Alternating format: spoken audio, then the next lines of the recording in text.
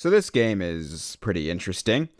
If you missed my previous video, I talked all about how Castlevania for the NES is an all-time classic that was very fun to fully experience for the first time in 2025.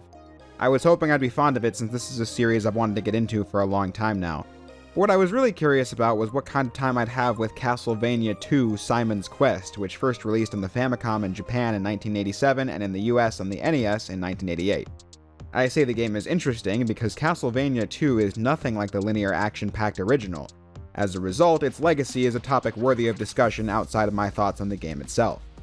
Castlevania 2 is a game that's directly tied to the history of independent online game criticism, which is a really pretentious way of describing what I do for a living.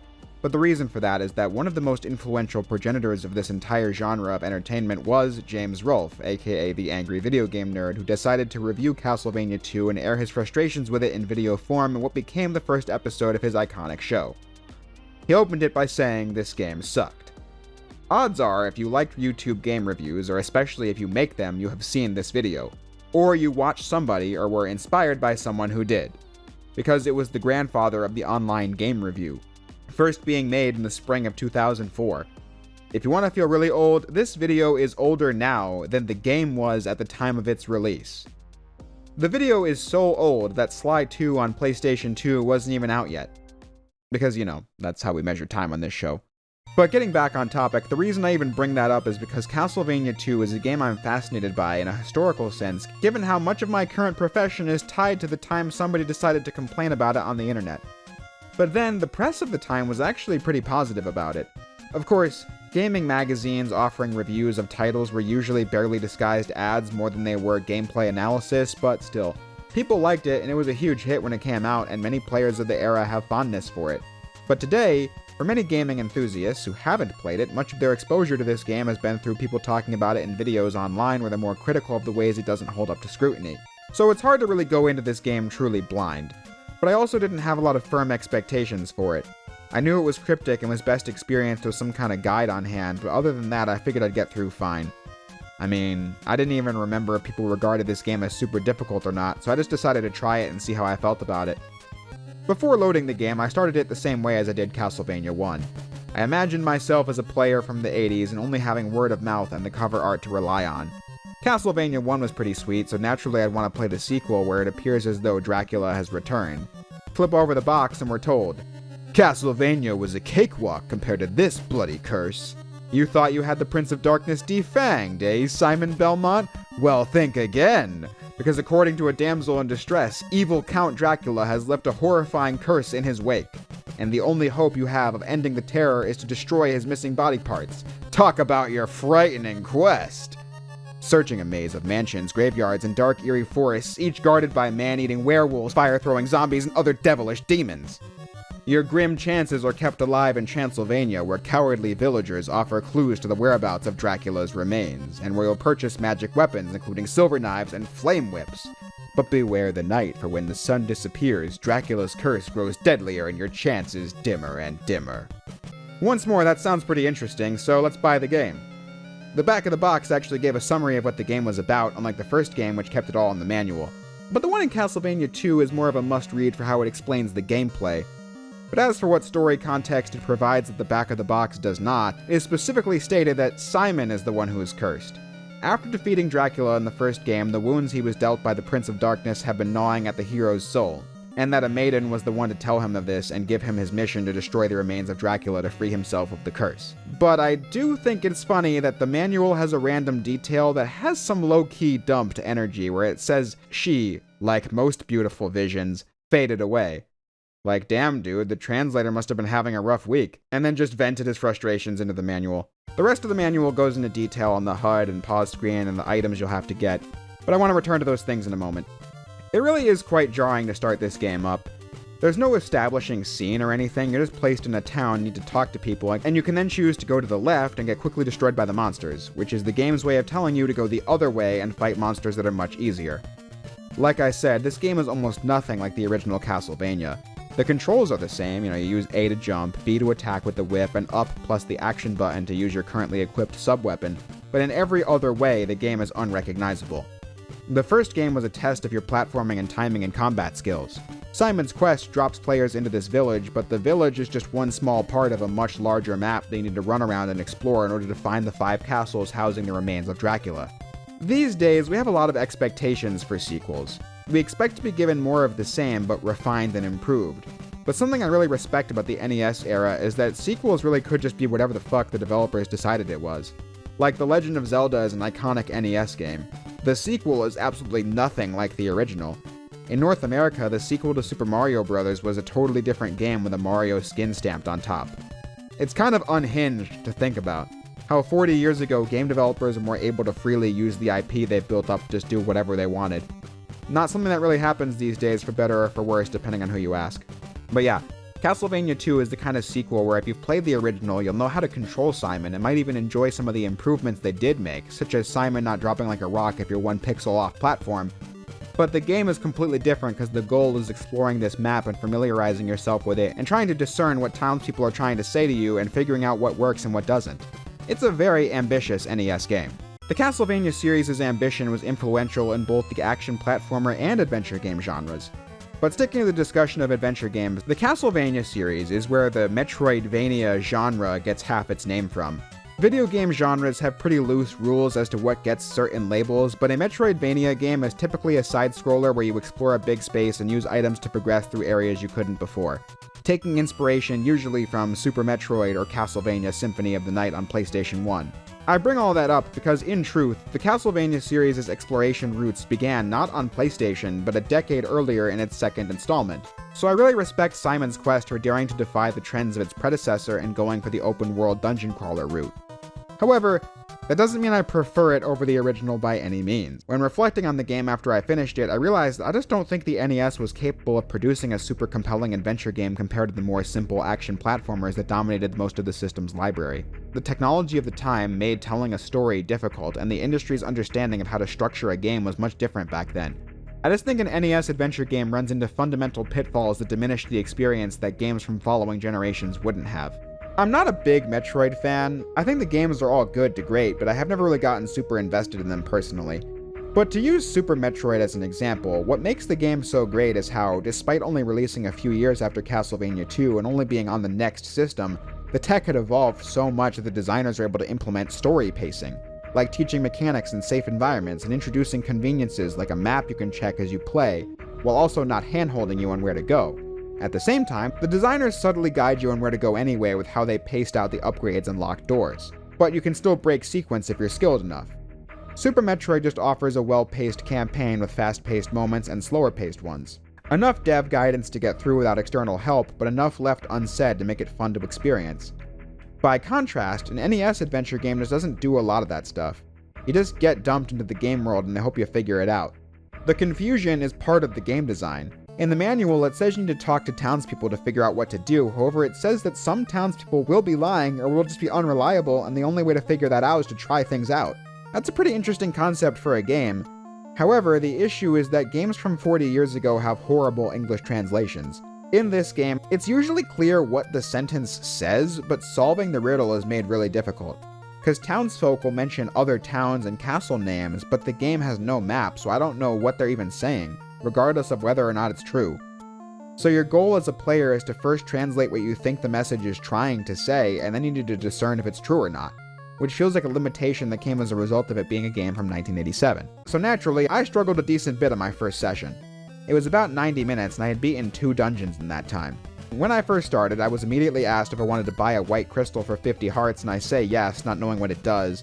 But then I don't have the hearts to buy holy water, so I walk off without it, which is a huge mistake. And then I was also getting used to the day and night system where monsters get deadlier at night while I was trying to figure out how to get to the first dungeon, and then how to get through it, and then needing to figure out where the next one was. I was dying a lot, and then I see dying respawns you right where you died, okay, and then game overs do the same thing, but then I lose all my hearts, which is currency now, and then hearts aren't ammo anymore for the holy water, and then you get better weapons, and then the hearts are ammo for those ones, but not the weaker ones. Oh, and also you can only heal at churches now, but even if the door is open at night, you can't go in and must stand there fighting zombies for 3 minutes until the sun rises. I guess a core part of the gameplay loop is grinding enemies to get enough hearts in the early game to be able to afford the necessary gear to beat the game. Like, What I'm trying to say is that my first session was really overwhelming and confusing because of the limitations imposed on it because it was an adventure game from the late 80s. Like, I read the manual, and I still was just like, what the hell is going on?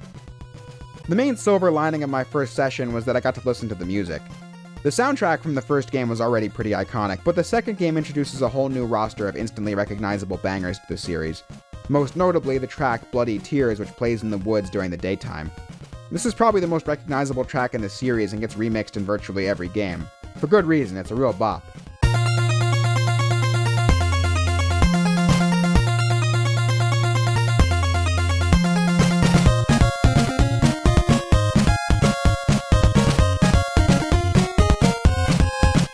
I was on the subject of how you get around in Castlevania 2, and pretty early on it became very clear that this is a game you need some kind of a guide or map to play. By contrast, I feel like it's possible to beat The Legend of Zelda without a guide. It would help immensely, but I feel like it's possible to do. Castlevania 2 probably is as well, but without any kind of map and with so many obscure secrets, you're just left with no choice. And I'm not saying that as some Gen Z doofus who can play the game with a map on Google, even though I did do that. I'm saying that even at the time this was the case. 80s kids need no introduction to a magazine called Nintendo Power, which started up in 1988 and released its final issue in 2012.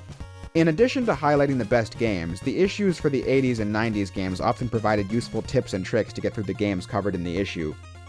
Doing extensive research, I learned that the issue for Castlevania 2 actually had a bit of backlash as parents thought the cover for the game gave kids nightmares. And I must say, that's crazy. That's looked pretty sick to me. Simon's holding Dracula's severed head, but it's not like it's a depiction of a realistic person, it's a cartoon-looking Dracula. Honestly, it's a lot sicker than anything that actually happens in the game, but alas. The issue was no doubt crucial for anyone looking to beat the game back in the day. It tells you what items do what each area is named, how to get from point A to point B, and it has a map. It's actually a pretty detailed guide, one you could still use to this day to beat the game now. Even if it tells you to buy every whip upgrade, which I'd encourage you not to do. You can skip the first whip upgrade and just save your hearts for the second one, I found.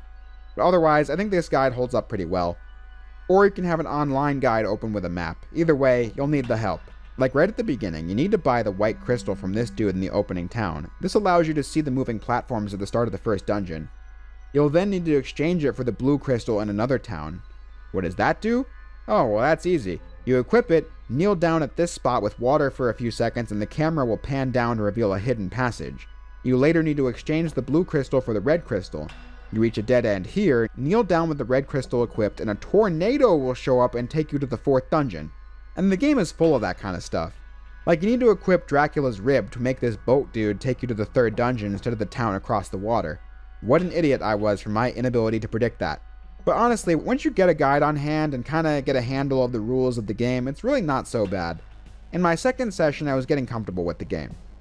I got my hands on some really great whip upgrades like the Morning Star and a Flame Whip, which decimates enemies. And the first boss fight gives you the Golden Knife, which stops enemies in their tracks and does continuous damage. I also found a fire weapon which does the same. You'll also level up throughout the game, which decreases the amount of damage that Simon takes. So I started to kick the game's ass instead of the other way around, and I thought that was decently satisfying. Enough for me to then do 2 more playthroughs of the game.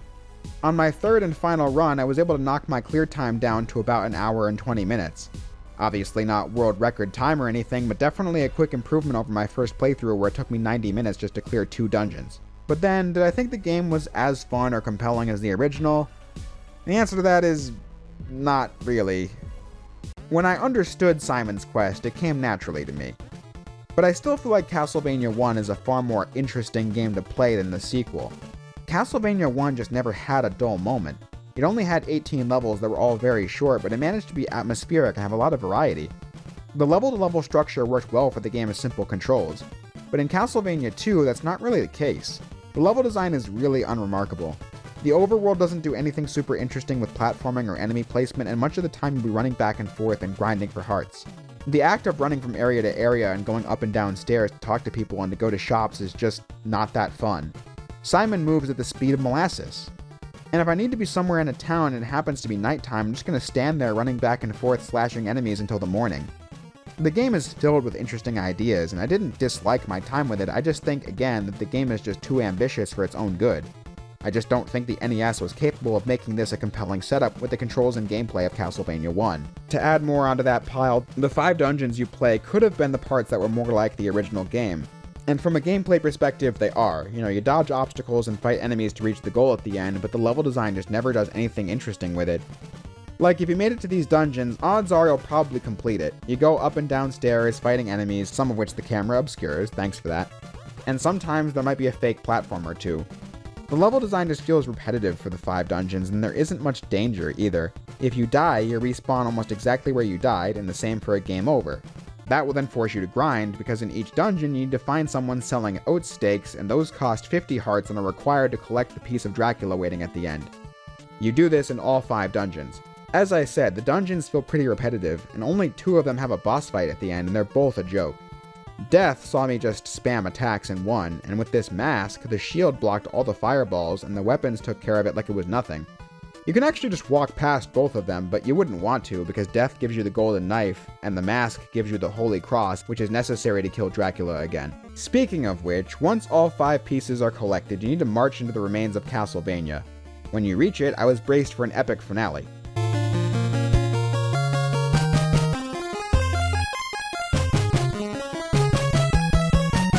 Any second now.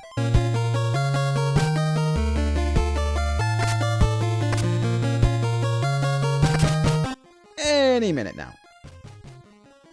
Yeah, this final area has no enemies or obstacles in it at all, but then Dracula returns for another epic bout.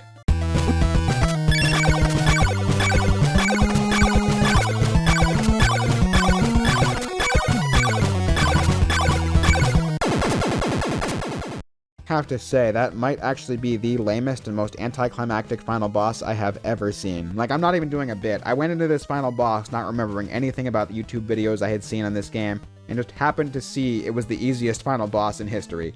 But then, the game actually has 3 endings. If you beat the final boss in 7 or less game days, you get an ending where Dracula is vanquished and Simon is free of the curse. If you did it between 8 and 14 days, you get one where Dracula is defeated but Simon will still succumb to the wounds at some point. And if you take longer than that, you get a 3rd ending where Simon and Dracula took each other out in the final boss. The best ending is obviously the one where Simon lives, which the wiki claims is canon. Though, that ending goes on a weird tangent about how Simon's blood and sweat have penetrated the earth to unleash happiness magic upon all those in Transylvania. Like, okay, whatever that means, but that just about does it for Castlevania 2: Simon's Quest. As I said at the beginning of the video, this is an interesting game. I feel like I enjoyed my time with Castlevania 2 enough. I would never call it a great time, but I felt like it was interesting to play. I'm glad I played it and replayed it. I really liked the first game, but the second was a game I could see myself playing again if I was binging the classic Castlevanias, but I definitely don't think it was anywhere near as good as the original. But as I also said up top, I'm just very glad I got around to finally playing Simon's Quest because of how long I've been aware of it, which is 14 years, and because of how significant this game is in the industry of video game YouTube criticism. It's almost like a rite of passage to finally play this game. If you grab a guide, the game isn't so bad or frustrating, but if you don't, it's pretty unintuitive. But it is very emblematic of the era it was released in, and that's worth something. I just respect them being willing to take Castlevania back to the drawing board to make something new when they could have just tried to make the same game again. I also felt like being nice to the game because I already know from experience that there are games I don't really get on my first run that I can see the appeal in on repeat playthroughs, while still maintaining the game has issues. But there are also games that I'm just super good at after having replayed them a million times that others don't like as much, so I'm realizing that if I had played this game in the 80s and replayed it and enjoyed it and all that, I'd be singing a different tune. So I tried to balance all those perspectives with this video, and I hope I did the job. But that's all I have to say for this game. Next up is Castlevania 3: Dracula's Curse for the NES. They went back to the original formula for this game, and it is apparently really difficult, so we shall see what I think of it. Until that time comes, I'll close the video by saying what I always do. If you made it this far into the video, I thank you for watching, and I'll see you next time.